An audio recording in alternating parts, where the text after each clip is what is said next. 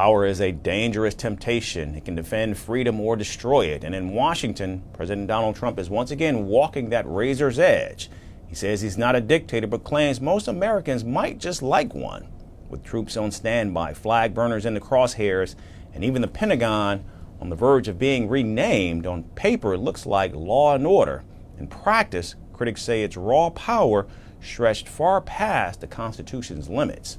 And as Donald Trump leans into authority while denying the label, the question now is whether American democracy can survive his definition of freedom. Our next report goes into detail. In America's power capital, the word dictator echoes louder than the sound of democracy today. President Donald Trump is once again brushing off the label, but not without fueling it. Because while he says he hates dictators, he also admits some Americans might just like one. On Monday, the president signed a set of controversial executive orders. He pushed back against critics who accuse him of acting like a dictator after his administration deployed National Guard troops in D.C. And while critics call these moves authoritarian, Trump insists he is just bringing common sense back to law and order. But the bigger storm lies in the streets. Trump has already sent the National Guard to Los Angeles, and now he's threatening to do the same in Chicago, Baltimore, and beyond. As you all know, Chicago's a killing field right now, and they don't acknowledge it. And they say, we don't need him, freedom, freedom. He's a dictator, he's a dictator.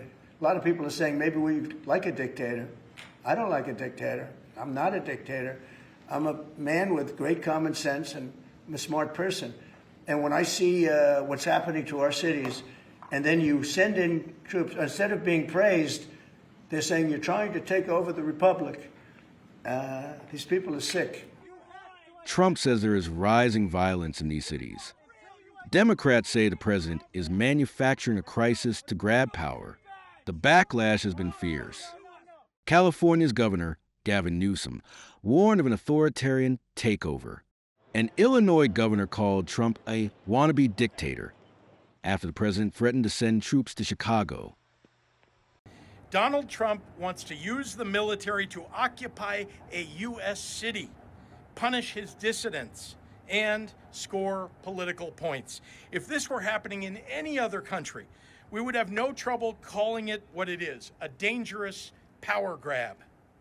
But Trump, unfazed, is leaning in. It's not the first time he's walking this tightrope between denial and suggestion. Back in December 2023, he told Fox News he would only be a dictator on day one. Months later, he clarified it was sarcasm, but also added that a lot of people like it. Polls now show that most Americans see Trump as a dangerous figure, whose power should be curbed before democracy itself is at risk. Yet, the president's moves keep pushing the boundaries. He ordered Defense Secretary Pete Hegseth to create a specialized unit within Washington's National Guard, tasked with public order and security.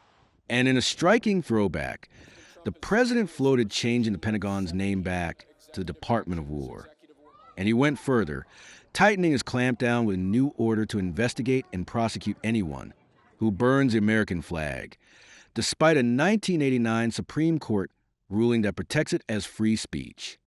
And what the penalty is going to be, if you burn a flag, you get 1 year in jail, no early exits, no nothing. You get 1 year in jail. If you burn a flag, you get, and what it does is incite to riot. I hope they used that language, by the way. Did they? Yeah, incite to riot. And you burn a flag, you get 1 year in jail. You don't get 10 years, you don't get 1 month. You get 1 year in jail, and it goes on your record. And you will see flag burning stopping immediately. Trump insists he is no dictator, and his critics say he is already acting like one. The legal battle is now brewing over troops on the streets, flags on fire, and the Pentagon's very identity. Flag burning. All over the country, they're burning flags. All over the world, they burn the American flag. It could determine just how much power a president can seize. As of now, Trump keeps testing the limits of the Constitution.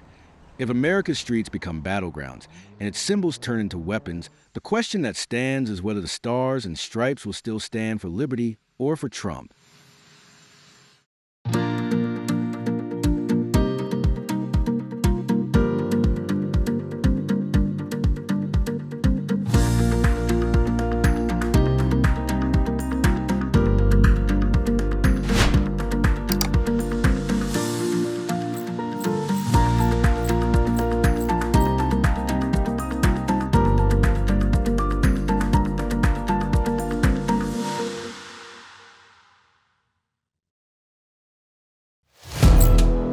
Firstpost now available in 9 languages on YouTube. English, Stands at $36 trillion. French, Le FMI, comme German, Geschäftsführenden Direktoren, Hindi, $30 trillion ka karjo. Indonesian, Pemerintah tanpa pemeriksaan. Italian, Kali radikali. Stop. Japanese, $4 trilhão idioma. Portuguese, Por causa do próprio balanço patrimonial. Spanish. Beautiful bill. Go to Settings, click on Audio Track and select the language of your choice. Be the first to know what's happening around you in your first language. Firstpost.